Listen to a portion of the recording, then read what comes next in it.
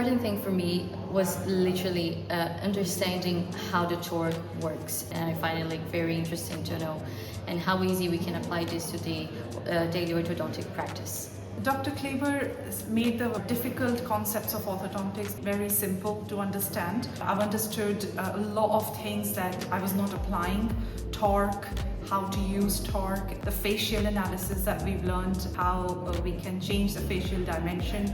The teaching has very meticulous in terms of planning and execution. In particular, I've never kind of seen the type of wire bending that he does and the principles behind it, so it's something that I'll definitely take back to practice. The thing I'm most going to use in practice is the cantilever bend. I know it's really going to help with leveling that front section to increase lower face height.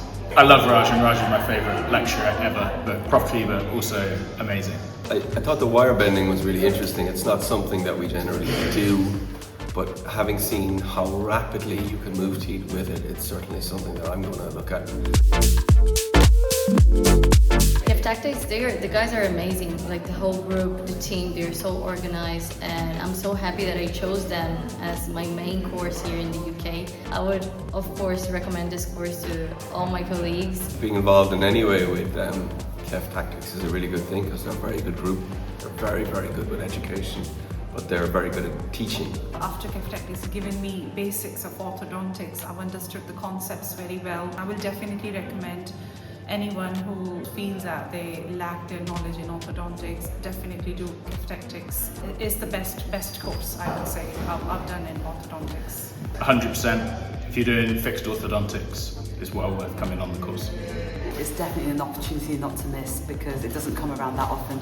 Tell us more about you. Where did you practice? Where is all this knowledge coming from?